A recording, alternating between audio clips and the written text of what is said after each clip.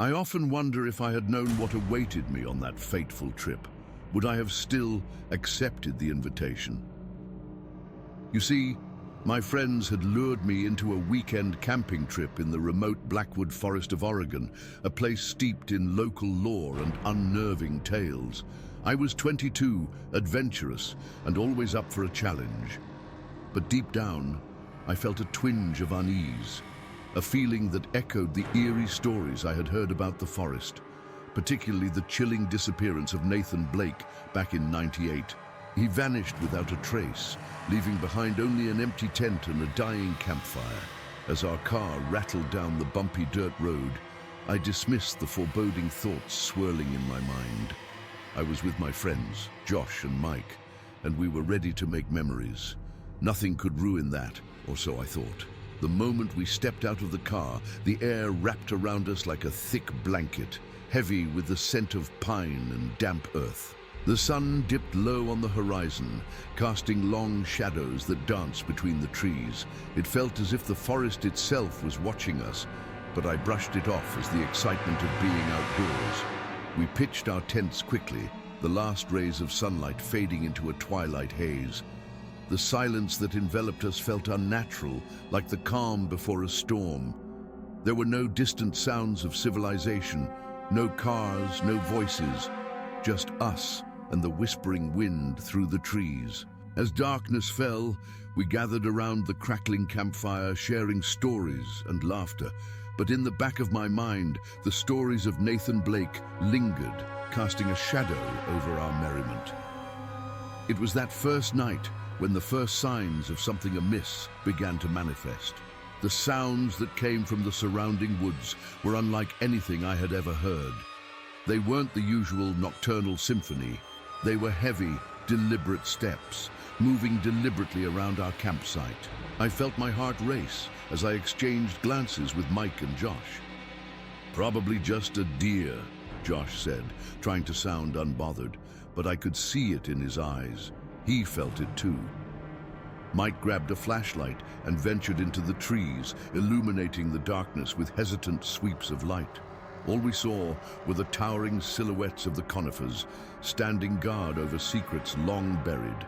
The tension in the air was palpable, and sleep eluded us that night, our minds racing with thoughts of what might be lurking just beyond our campfire's glow.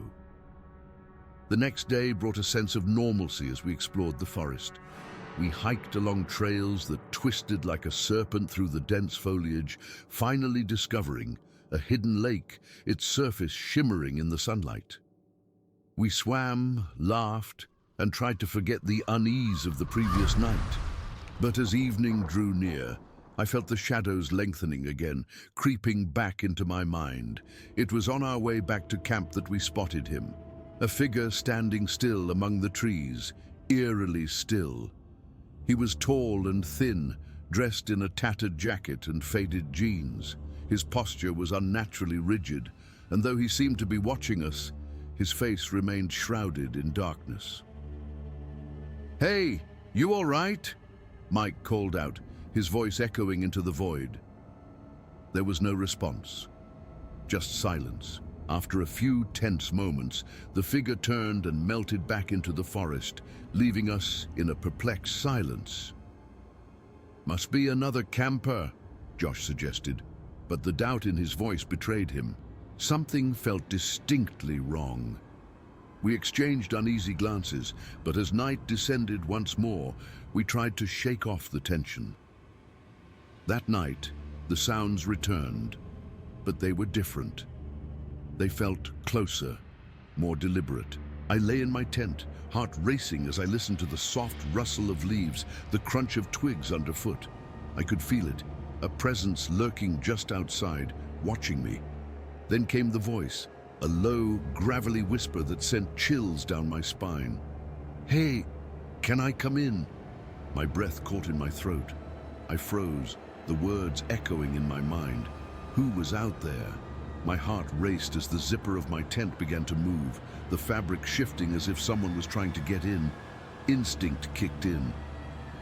Grabbing my flashlight, I pointed it at the opening, and when the light illuminated the figure, I was met with a sight I will never forget. A face so pale, so gaunt, with sunken eyes that seemed to absorb the light around them.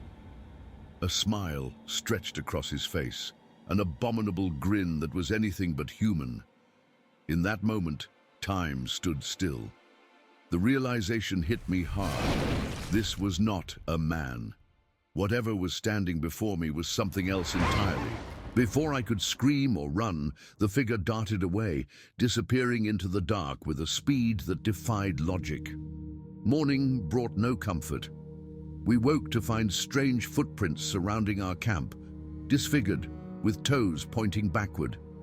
The sheer impossibility of what we had encountered gnawed at my sanity. We packed our things in a frenzy, fleeing from the forest that had turned from a playground into a nightmare. Even now, years later, I can still feel the weight of those moments. The terror, the confusion, the unanswered questions that haunt me. What had I seen? What had we invited into our lives by stepping into that forest? And more importantly, what would have happened if I had answered that voice? As I reflect on that fateful trip, I can't help but warn anyone who dares to wander into the unknown. If you ever hear a voice beckoning you from the darkness, just remember, some invitations are better left unheeded. I often wonder if I had known what awaited me on that fateful trip. Would I have still accepted the invitation? You see, my friends had lured me into a weekend camping trip in the remote Blackwood Forest of Oregon, a place steeped in local lore and unnerving tales. I was 22, adventurous, and always up for a challenge.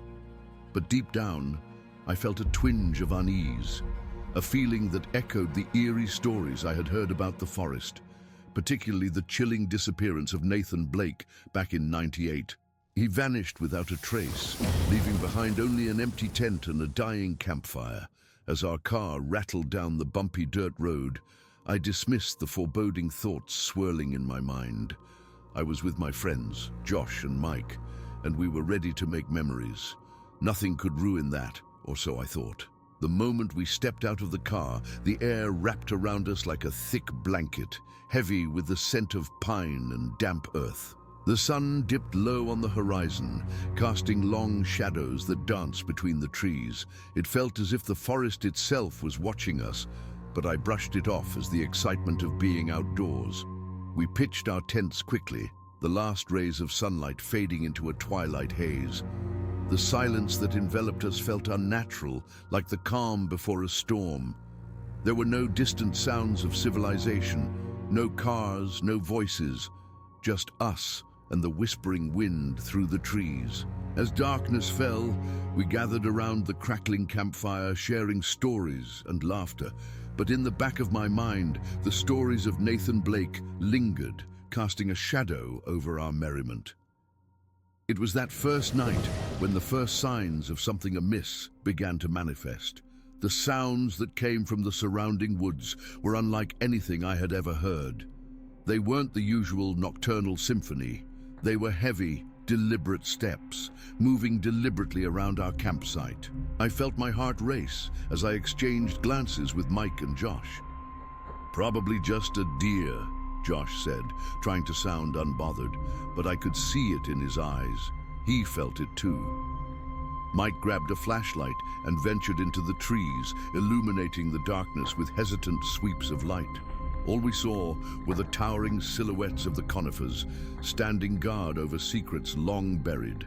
The tension in the air was palpable, and sleep eluded us that night, our minds racing with thoughts of what might be lurking just beyond our campfire's glow. The next day brought a sense of normalcy as we explored the forest. We hiked along trails that twisted like a serpent through the dense foliage, finally discovering a hidden lake, its surface shimmering in the sunlight. We swam, laughed, and tried to forget the unease of the previous night. But as evening drew near, I felt the shadows lengthening again, creeping back into my mind. It was on our way back to camp that we spotted him, a figure standing still among the trees, eerily still. He was tall and thin, dressed in a tattered jacket and faded jeans. His posture was unnaturally rigid, and though he seemed to be watching us, his face remained shrouded in darkness. "Hey, you all right?" Mike called out, his voice echoing into the void. There was no response, just silence. After a few tense moments, the figure turned and melted back into the forest, leaving us in a perplexed silence. "Must be another camper," Josh suggested, but the doubt in his voice betrayed him. Something felt distinctly wrong. We exchanged uneasy glances, but as night descended once more, we tried to shake off the tension. That night, the sounds returned, but they were different. They felt closer, more deliberate. I lay in my tent, heart racing as I listened to the soft rustle of leaves, the crunch of twigs underfoot. I could feel it, a presence lurking just outside, watching me. Then came the voice, a low, gravelly whisper that sent chills down my spine. "Hey, can I come in?" My breath caught in my throat. I froze, the words echoing in my mind. Who was out there? My heart raced as the zipper of my tent began to move, the fabric shifting as if someone was trying to get in. Instinct kicked in. Grabbing my flashlight, I pointed it at the opening, and when the light illuminated the figure, I was met with a sight I will never forget. A face so pale, so gaunt, with sunken eyes that seemed to absorb the light around them. A smile stretched across his face, an abominable grin that was anything but human. In that moment, time stood still. The realization hit me hard. This was not a man. Whatever was standing before me was something else entirely. Before I could scream or run, the figure darted away, disappearing into the dark with a speed that defied logic. Morning brought no comfort. We woke to find strange footprints surrounding our camp, disfigured, with toes pointing backward. The sheer impossibility of what we had encountered gnawed at my sanity. We packed our things in a frenzy, fleeing from the forest that had turned from a playground into a nightmare. Even now, years later, I can still feel the weight of those moments. The terror, the confusion, the unanswered questions that haunt me. What had I seen? What had we invited into our lives by stepping into that forest? And more importantly, what would have happened if I had answered that voice? As I reflect on that fateful trip, I can't help but warn anyone who dares to wander into the unknown. If you ever hear a voice beckoning you from the darkness, just remember, some invitations are better left unheeded. The drive back home was a blur of anxious chatter and nervous laughter, a desperate attempt to reclaim a sense of normalcy. "It was probably just some weird guy messing with us," Mike said, trying to brush off the encounter, but I could see the cracks in his bravado. Josh remained unusually quiet, his eyes fixed on the passing trees flanking the road like jail bars. The tension was thick between us, an unspoken agreement that we had crossed a line that should never have been crossed. When we finally reached civilization, the relief was palpable. But as we settled back into our daily routines, the shadows of the forest clung to my thoughts like a stubborn stain. I couldn't shake the feeling that something had followed us back. Weeks passed, but the memories haunted me. I found myself avoiding the woods, even the small park near my apartment. Josh and Mike tried to coax me back outdoors, but I refused, convinced that the forest was not done with us. Then came the news. A local hiker had gone missing in the very area we had camped, his belongings found scattered around the same lake we had visited. The report sent a jolt through me. My mind raced back to that figure, the voice, the strange footprints. What if we had unwittingly attracted something malevolent, something that had been waiting for the right moment to strike? That evening, I received a text from Josh. "Hey, you remember the guy we saw? I think I found something." A knot twisted in my stomach as I read the words again. What could he have possibly found? My heart raced as I typed back, "What do you mean?" He didn't respond immediately. The minutes dragged on until my phone chimed again. Meet me at the diner. I need to talk to you. It's important. I arrived at the diner, my heart pounding with a mix of fear and curiosity. Josh was already there, his face pale and drawn. He glanced around nervously, as if expecting to see that figure lurking in the shadows of the parking lot. "What's going on?" I demanded, sliding into the booth across from him. "I did some digging," he said, voice low. "I found out who that guy was, or at least who he used to be." I leaned in, intrigued and terrified. "Who?" "His name was Gary Lowell. He lived in the area before he disappeared over 20 years ago. They never found his body, just his belongings scattered in the woods. They say he was obsessed with the forest. He thought it was alive, that it was calling to him." I felt a chill ripple down my spine. "What are you saying?" "I think he's still out there. They say he's still searching for something, or someone." My mind raced back to the figure, the unnatural way he moved, the smile that twisted my stomach. "Do you think he's connected to Nathan Blake?" Josh nodded, his expression grave. "I think whatever happened to Gary is tied to Nathan's disappearance, and we might have stumbled into something we don't understand." The weight of his words settled over me like a shroud. I was gripped by a mix of fear and an inexplicable urge to uncover the truth. "What are we going to do?" "We need to go back," he said, determination flickering in his eyes. "We need to find out what happened. If there's a chance we can figure this out, we have to try." My heart sank. The thought of returning to Blackwood Forest filled me with dread, but the need for answers was overwhelming. "What about Mike?" "I'll call him," Josh said, pulling out his phone. As he dialed, I felt a whirlwind of emotions: fear, curiosity, and a sense of responsibility. Whatever was lurking in that forest had a story to tell, and it was one I couldn't ignore. When Mike arrived, he looked as pale as Josh had earlier. What's going on?" Mike asked, sliding into the booth with a cautious glance around the diner. It was the same worried expression we'd all worn since that night in the forest, the one that spoke of lingering fears and unshakable dread. "We've been doing some digging," Josh said, his voice low, almost conspiratorial. "About the guy we saw in the woods, Gary Lowell." Mike's brow furrowed. "What about him?" "Apparently, he went missing over 20 years ago in Blackwood Forest," I interjected, my heart racing as I felt the pieces of the puzzle beginning to come together. "They never found his body, just his belongings scattered around like Nathan Blake." Mike leaned back in his seat, a look of disbelief crossing his face. "So, you're saying we saw a ghost?"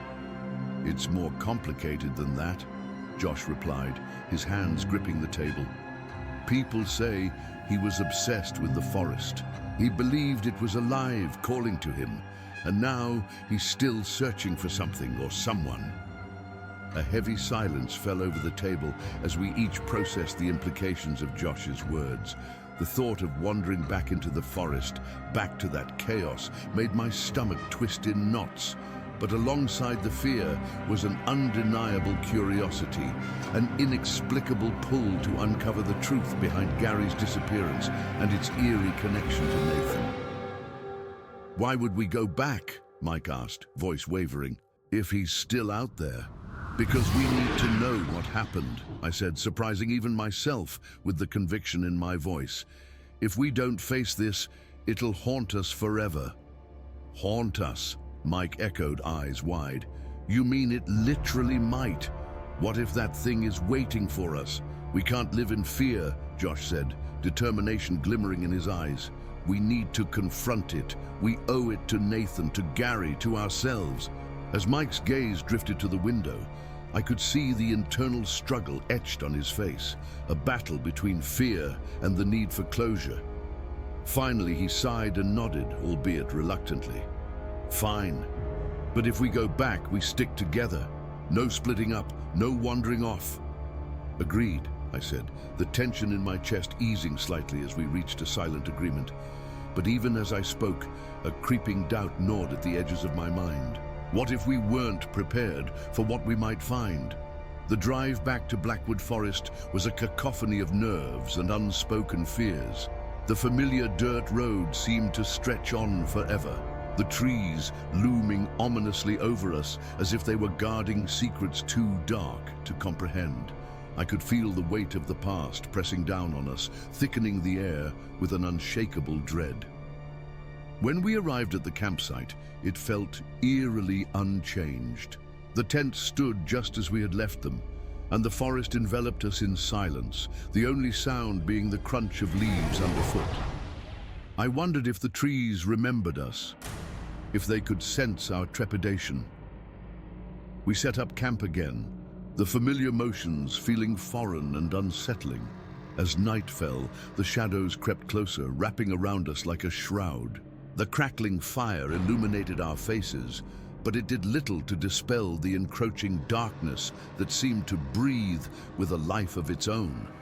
It wasn't long before the sounds returned, the heavy footsteps, the rustling of leaves, the whispers that danced just out of earshot. I could feel my heart pounding in my chest, and I fought the urge to bolt into the safety of my tent. "Maybe we should just go," Mike suggested, his voice barely above a whisper. "This is insane. We don't have to do this." "Just a little longer," Josh insisted, his eyes scanning the darkened tree line. "We need to wait and see if anything happens."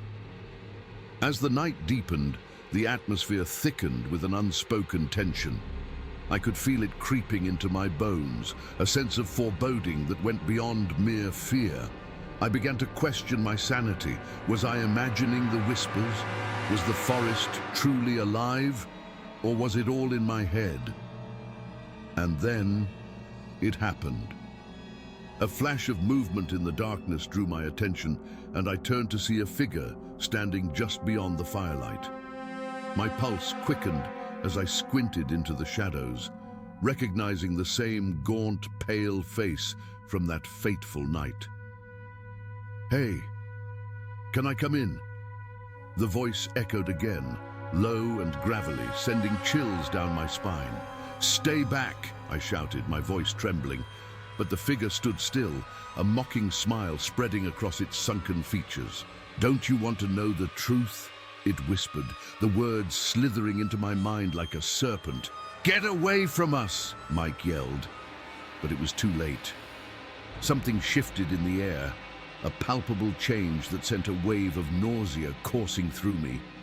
The figure stepped forward, and as the light hit its face, I was struck by a horrifying realization.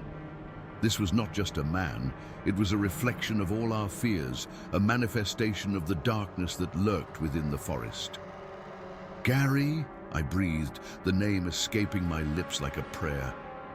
"No," the figure hissed, the smile widening grotesquely. "I am what remains, what you have awakened." The fire flickered, casting erratic shadows as the figure lunged forward.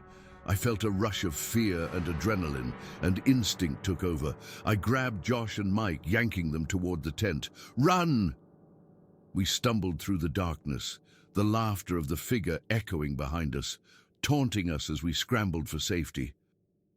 But the forest was alive, every branch and root conspiring against us, twisting and turning, disorienting us further.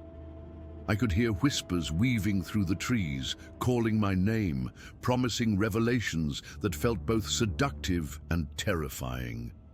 I fought against the voices, desperate to clear my mind, to focus on what was real. Panic surged within me, and I couldn't tell where the forest ended and my sanity began. Finally, we reached the tent, collapsing inside and gasping for breath. The laughter faded, but the whispers persisted, wrapping around my thoughts like a noose. I felt my grip on reality slip, the walls of the tent closing in on me. "What the hell was that?" Josh panted, eyes wide with terror. "I don't know," I admitted, clutching my head as the memories of the past flooded back, the stories I had heard as a child, tales of a darkness that consumed those who ventured too deep into the woods. The fear I had tried to bury was clawing its way back to the surface. I looked at my friends, their faces pale and drawn. What if it's not just a ghost? What if it's something worse? What if it's feeding off our fears? Then we need to face it, Mike said, his voice steadier than I expected. We need to confront whatever this is. But as I stared into their eyes, I saw something shift, a flicker of doubt, a crack in our solidarity. What if this darkness was more than just a creature? What if it was a reflection of our own fears, our own traumas? The air around us thickened again, and I felt the fabric of reality begin to unravel. Shadows danced just outside the tent, and I realized that whatever had awakened in the forest was not done with us yet. As I reached for the tent zipper, the whispers grew louder, more insistent, promising understanding, revealing secrets I had buried deep within myself. I hesitated, torn between the fear of the unknown and the urge to confront the darkness that had haunted me for years. And then I understood. This was not just about Gary or Nathan. It was about me. The forest had been waiting for me to return, to face the ghosts of my past. Whatever happens next, we face it together, I said, my voice trembling but resolute. No matter what we discover. The three of us exchanged glances, and in that moment, I saw the fear mirrored in their eyes, a reflection of the same darkness that dwelled within me. With a deep breath, I unzipped the tent, stepping into the night once more, ready to confront whatever awaited us in the depths of Blackwood Forest. I stepped out of the tent, the cool night air wrapping around me like a shroud, my breath visible in the dim light of the flickering campfire. The shadows loomed large, stretching and contorting into grotesque shapes that seemed to reach for me, begging me to turn back. But the whispers, their siren call was too potent, wrapping around my mind like a vine. They spoke of truths I had buried, of fears I had repressed, and of a darkness that had lingered far too long in the corners of my soul. Are you sure about this? Mike's voice trembled behind me, filled with a mixture of concern and fear. I could sense him hovering near the tent flap, his presence a tether to reality I was on the verge of severing. We can't run from this, I replied, my voice steadier than I felt. Not anymore. The forest loomed before us, each towering tree a sentinel watching my every move, guarding secrets that had festered for decades. In the silence that enveloped us, I could hear the faint rustle of leaves, as if the woods were whispering my name, beckoning me deeper into their embrace. An unfamiliar urge coursed through me, a need to understand, to confront what had been hidden away for far too long. "Wait!" Josh called out from behind me, breaking the spell that had begun to sink its claws into my mind. "We can't just go wandering in there. We need a plan." I turned back, struggling with the rising tide of frustration within me. "What's the plan, Josh?" "Sit here and wait for whatever that thing is to find us. We need to take control." But we don't know what we're dealing with," he snapped back, the fear in his voice sharpening his words. "What if it's not just a ghost? What if it's something worse?" His words sent a shiver down my spine. I had been grappling with that very thought ever since we'd seen that figure. I had felt a pull, a connection to the darkness that had haunted this forest long before we ever set foot in it. But admitting that fear now felt like a betrayal of our shared mission. "We need to face it," I insisted, my voice rising, the heat of anger mingling with my fear. "If we don't, this will follow us forever. We owe it to Nathan, to Gary, to ourselves." Mike stepped out of the tent, his face pale and eyes wide, but I could see something else in his expression, a flicker of determination. "Fine, but we stick together. No one goes off alone. If something happens, we need to know we have each other's backs." I nodded, grateful for his solidarity. And with that, we plunged into the darkness of Blackwood Forest, my heart pounding in sync with the crunch of leaves beneath our feet. As we moved deeper, The atmosphere shifted, thickening with unease. The trees closed in around us, their branches tangled like the thoughts in my mind. I could hear the whispers again, threading through the air, weaving tales that felt both familiar and foreign. "Do you hear that?" Josh whispered, his voice barely audible over the rustling leaves.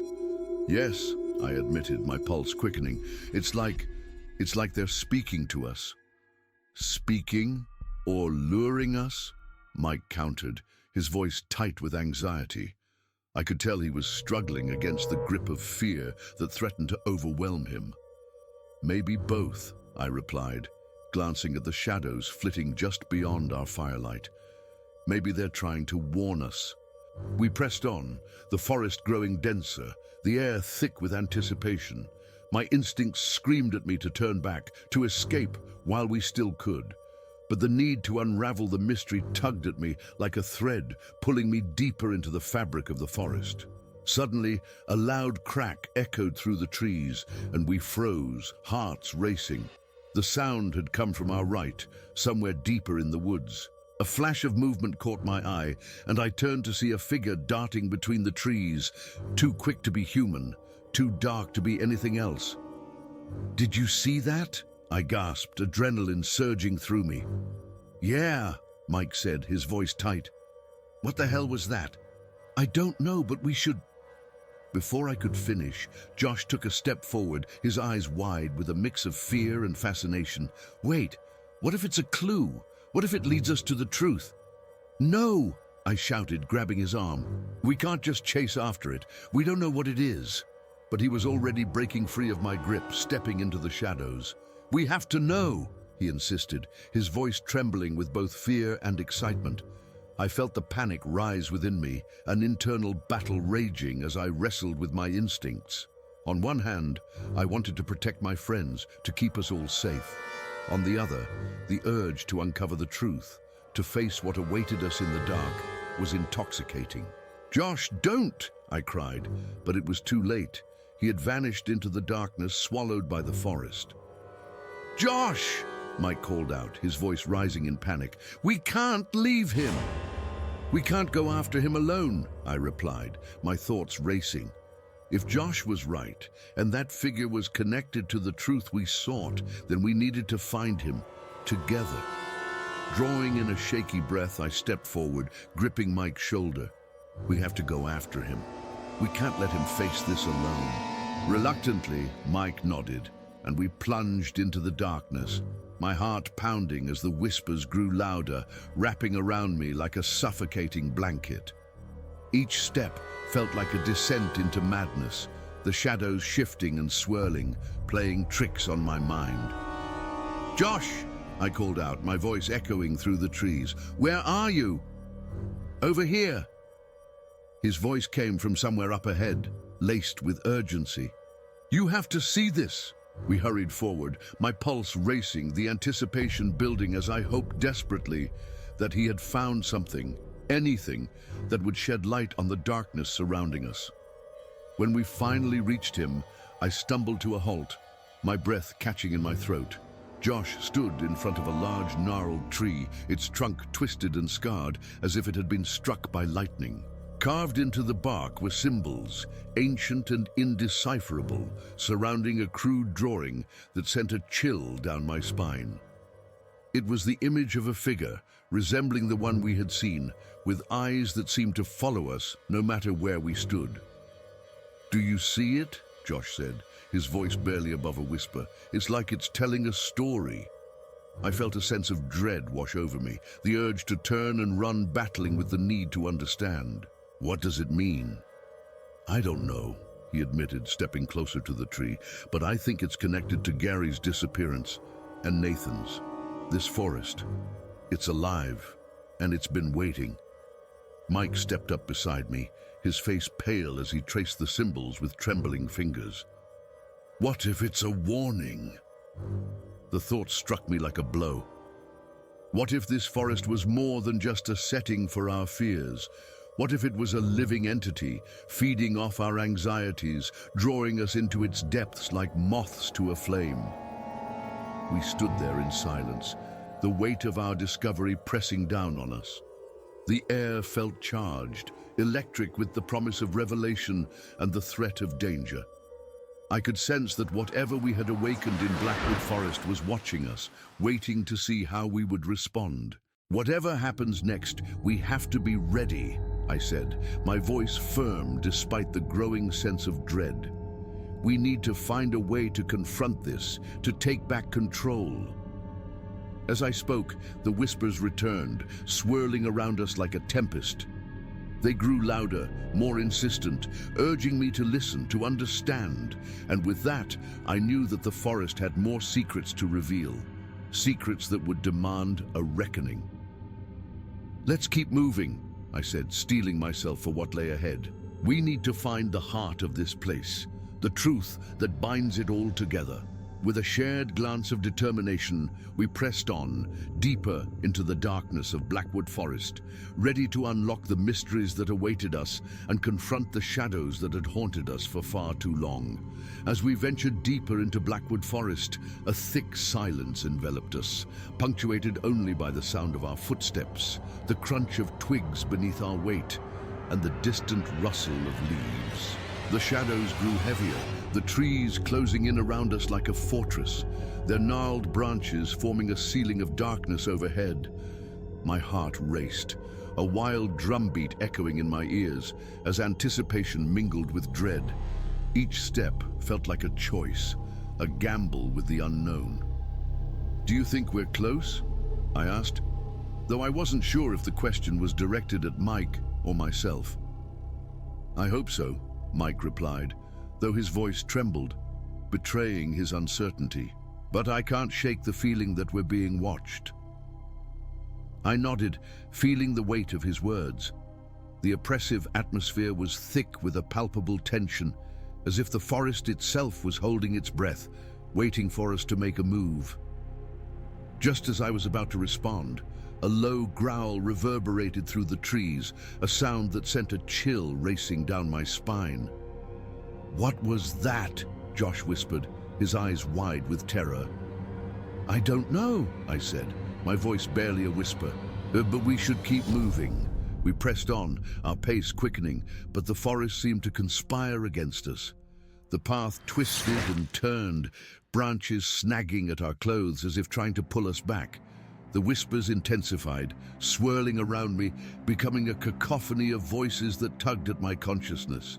They were fragments of thoughts, memories I thought I had buried, surfacing like ghosts demanding attention. "Focus," I muttered to myself, trying to drown out the noise. "We need to find the heart of this." But the further we went, the more disoriented I felt. I glanced back at Mike and Josh, who were just as lost in their own thoughts. We were bound together by our shared mission, yet the isolation of the forest seemed to amplify our fears, driving wedges of doubt between us. Suddenly, Josh halted, his eyes fixated on something ahead. "Look!" he shouted, pointing to a clearing illuminated by an eerie pale light. As we stepped into the clearing, I froze. Before us stood a massive stone altar covered in the same symbols we had seen carved into the tree.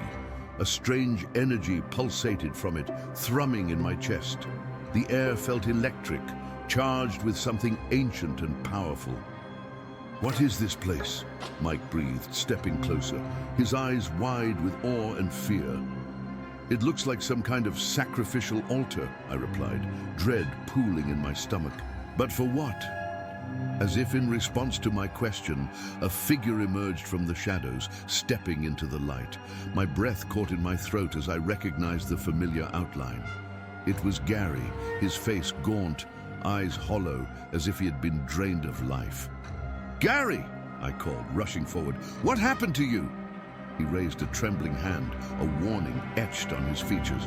"Don't come any closer," he rasped. "You don't understand." "Understand what?" I pressed. "What is this place? What do those symbols mean?"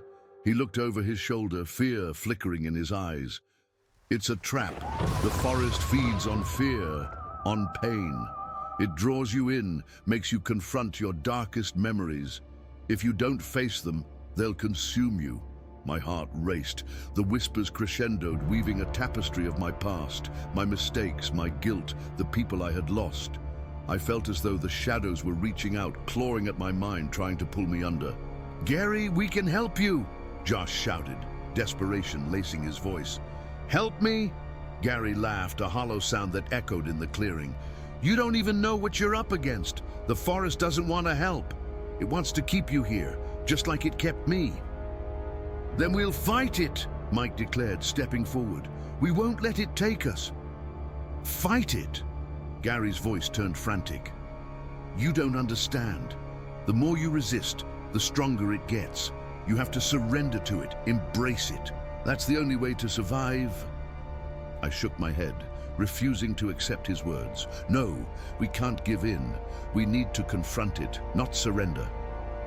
But the forest seemed to respond to my defiance. A low rumble echoed through the ground, and the shadows around us twisted and morphed into grotesque shapes, looming figures that seemed to embody our darkest fears. I felt the weight of their presence pressing down on me, a suffocating reminder of everything I had tried to bury. "Don't look at them!" Mike shouted, but it was too late. I felt their icy fingers reaching for me, pulling me closer to the altar. My breath quickened, terror clawing at my throat. "Face it!" I shouted at myself, forcing my gaze to the altar. "I can't let you take me." Suddenly the symbols on the altar began to glow, illuminating the clearing in a blinding light. The whispers grew deafening, swirling around us like a tempest. I could feel the weight of my memories crashing down on me, each one a wave threatening to drown me. "Help us!" Josh cried, reaching out to Gary. "You have to help us!" But Gary stood frozen, caught in the grasp of the forest's power. I could see the struggle in his eyes, the fight between his past and the energy that sought to consume him. "Gary!" I screamed, desperation spilling into my voice. "Fight it! You have to fight!" But as I called out, the shadows shifted, coiling around him like tendrils, pulling him deeper into the darkness. "It's too late for me," he whispered, his voice fading. "You have to run, before it takes you too." A surge of panic coursed through me as I realized time was slipping away. I turned to Mike and Josh, determination igniting a fire within me. "We can't let it take us. We have to confront our fears together." But before we could formulate a plan, the shadows lunged, wrapping around Josh's legs, pulling him toward the altar. "No!" I shouted, lunging forward, but I was too late. The darkness enveloped him, and he vanished with a scream. "Josh!" Mike cried, his face a mask of horror. "We have to save him!" But the shadows surged, pushing us back, a wall of darkness that threatened to swallow us whole. I could feel the panic rising, the whispers crescendoing into a roar. "Stay together!" I yelled, gripping Mike's arm. "We can't give in!" We pushed forward, fighting against the tide of darkness, our hearts racing as we reached the altar. I could feel the energy pulsing beneath my fingertips, begging for release, for understanding. "This is our moment," I said, my voice steady despite the chaos around us. "We have to face it. We have to confront what it's holding over us." As I spoke, the whispers quieted, the shadows pulsing with an almost sentient energy. I closed my eyes, taking a deep breath, and let my memories wash over me, my fears, my regrets, the faces of those I had lost. The pain was sharp, but I embraced it, determined to reclaim my power.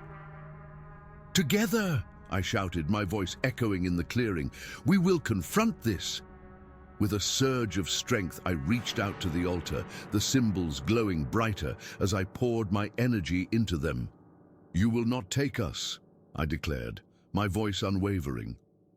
And in that moment, the shadows recoiled, their grip loosening as we pushed back against the darkness, our combined wills igniting a fire within the clearing. The energy surged, crackling around us, illuminating the night with a brilliant light that pierced through the shadows. I could feel the forest shudder, the whispers transforming into cries of anguish as the darkness began to unravel. "It's working!" Mike shouted, hope igniting in his voice. But just as victory seemed within reach, I felt a sudden pull, a force stronger than anything I'd ever encountered. The shadows surged with renewed fury, lashing out at me, threatening to drag me back into the abyss. "Fight!" I screamed, my voice a battle cry against the encroaching darkness. "We will not be consumed!" As I struggled against the pull, I caught a glimpse of Gary, his eyes wide with terror. "You have to let go!" he shouted, desperation flooding his voice. "You can't fight it alone." "No!" I roared back, fury coursing through my veins. "I won't let you take me." And with that, I focused all my energy on the altar, on the symbols that glowed with a fierce light. "We will confront this together," I declared, my voice rising above the chaos. The ground trembled beneath us, the air buzzing with energy as I felt the forest respond. I could sense the ancient power woven into the very fabric of the altar, a connection to the past that thrummed with life. In that moment, I understood. The darkness was not just an enemy. It was a part of me, a part of all of us. It was the pain we carried, the shadows we avoided. But here in this moment of reckoning, I realized that confronting it was not about surrendering, it was about embracing the truth. "Together!" I shouted, turning to Mike, who stood beside me, his face a mask of determination. It was a moment suspended in time where fear met resolve. With a shared glance, we knew we had to embrace the shadows if we were to escape their grasp. As I focused on the altar, I felt the symbols beneath my fingers pulse with energy, responding as if they recognized my intent.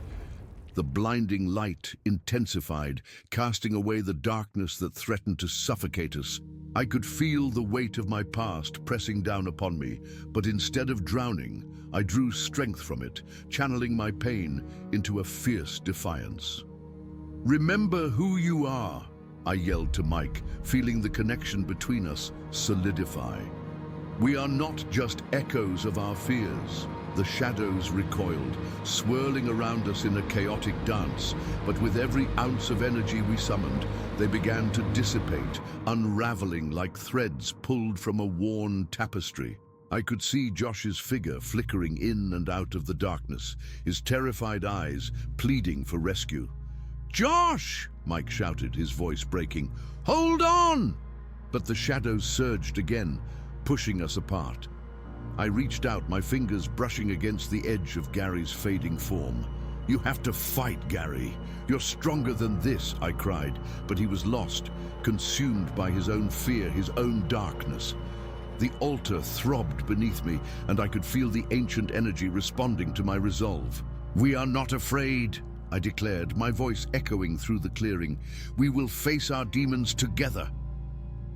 As I shouted, a shockwave of light erupted from the altar, washing over us. The shadows screamed, a cacophony of anguish that reverberated through the forest.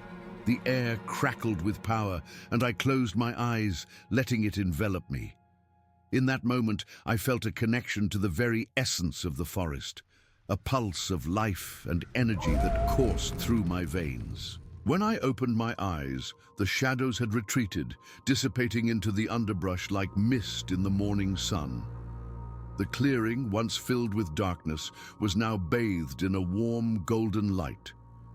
I gasped, the relief washing over me like a wave, but even as I took a breath, I felt the emptiness left in the wake of the shadows. "Josh, where are you?" I called, panic rising in my throat, but there was no answer. The clearing was silent, save for the gentle rustle of leaves, as if the forest itself was recovering from the battle that had just unfolded. "Josh!" Mike shouted again, his voice cracking with fear. I could see the anguish etched across his features, the weight of their friendship pressing down on him. "I'm here!" Josh's voice emerged from the shadows, ragged but alive. He stumbled into the light, his face pale, eyes wide with disbelief. Relief flooded over us as we rushed to his side, enveloping him in a tight embrace. "I thought we lost you," Mike said, his voice trembling with emotion. "Not yet," Josh replied, his voice hoarse. But I felt it, the darkness. It wanted me. I could hear it whispering my fears. He looked at me, his expression shifting from relief to uncertainty. What if it comes back? The question hung heavy in the air. I could feel the remnants of the darkness lingering just at the edges of the clearing, the whispers still echoing faintly in my mind. "We faced it," I said, trying to keep my voice steady. "But we have to be vigilant. It may not be gone for good." Gary's figure flickered again, before fading entirely, leaving a sense of loss in the air. I felt a pang of sorrow for him. For the man who had once been our friend, now a casualty of the forest's insatiable hunger. "We have to leave," I said finally, my voice breaking the tense silence. "We need to regroup and figure out what this place really is." As we turned to leave the clearing, I felt an unsettling shiver run down my spine. Something was still watching us, lurking just beyond the fringes of the light. The forest had been quieted, but it had not surrendered. We retraced our steps through the woods, the path now eerily familiar, yet fraught with the memories of our confrontation. The air felt heavier, as if the forest itself was holding its breath, waiting for us to make a misstep. "Do you think we did enough?" Josh asked quietly, glancing back at the clearing, the altar now a distant memory shrouded in shadow. "I don't know," I admitted, my heart heavy with uncertainty. "But we know now what it feeds on. It's not just fear, it's our pain, our guilt. We can't let it control us again." The shadows were still there, lurking in the periphery of my mind, but I felt a newfound strength coursing through me. I had faced them, confronted the darkest corners of my soul, and I had survived. But at what cost? I could feel the scars left behind, both physical and emotional, marking me as a survivor of the battle.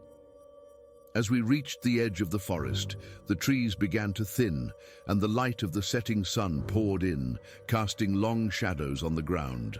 I turned to look back at Blackwood Forest, a mix of awe and fear flooding through me. "What happens now?" Mike asked, uncertainty lacing his voice. "I don't know," I replied, my gaze lingering on the darkened trees. "But I have a feeling this isn't over, not by a long shot." As we stepped into the clearing beyond the trees, the air was lighter, the atmosphere less oppressive. But I couldn't shake the feeling that the forest had merely retreated, waiting for the right moment to strike again. "We need to research those symbols," I suggested, the idea forming in my mind. "There has to be something that can help us understand what we encountered." "Agreed," Josh said, rubbing the back of his neck, still visibly shaken. "But what if we find more than we bargained for?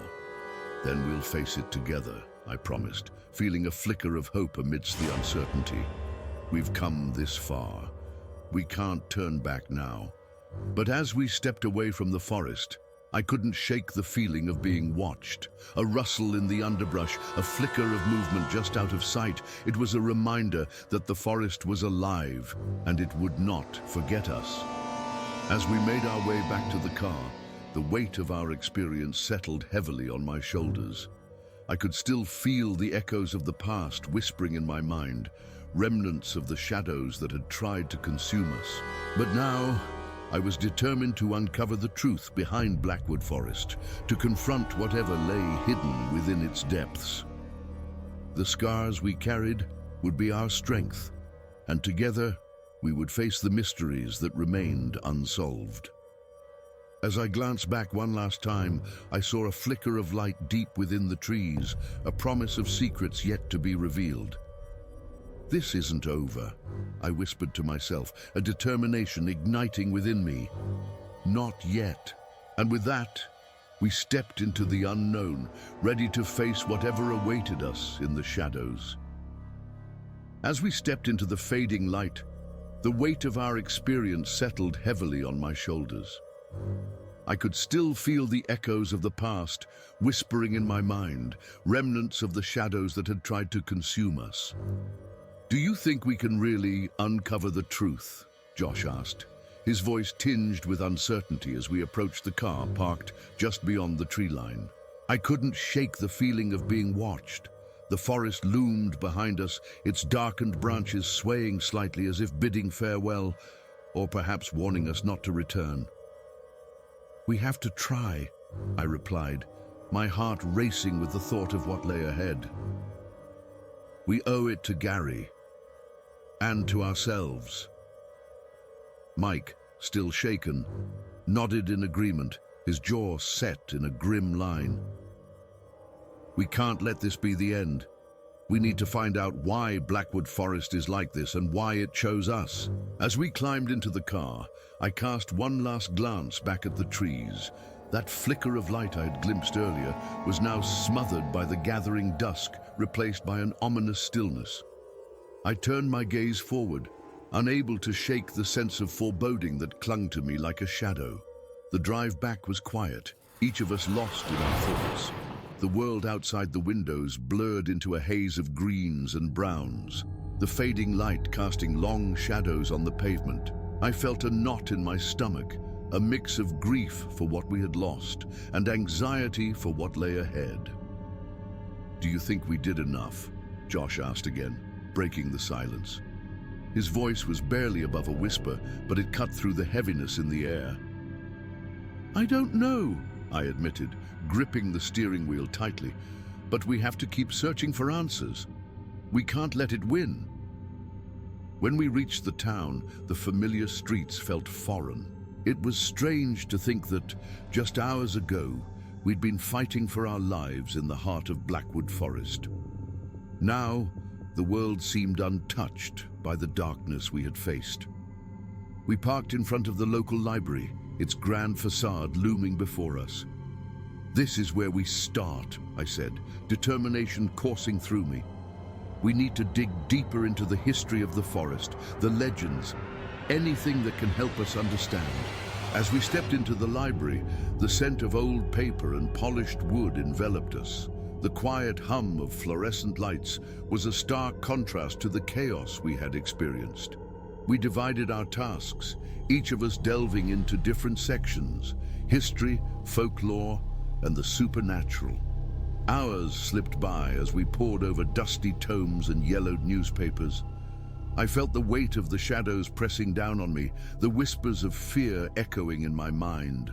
But I also felt a flicker of hope. We were no longer alone in this fight. "Guys, come look at this!" Mike's voice cut through the silence, pulling us from our reverie. We gathered around him, peering over the pages he had uncovered. "What is it?" I asked, my curiosity piqued. "It's a legend about the forest," he said, excitement lighting up his features. "It talks about a guardian spirit that watches over the land, but there's also mention of a dark force that feeds on fear and pain, a malevolence that can warp reality itself." Josh leaned in closer, his brow furrowed. "What do you mean, warp reality?"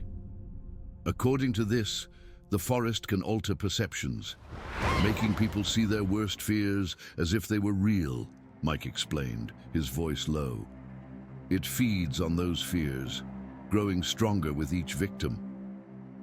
I felt a chill run down my spine. So the shadow, they weren't just figments of our imagination.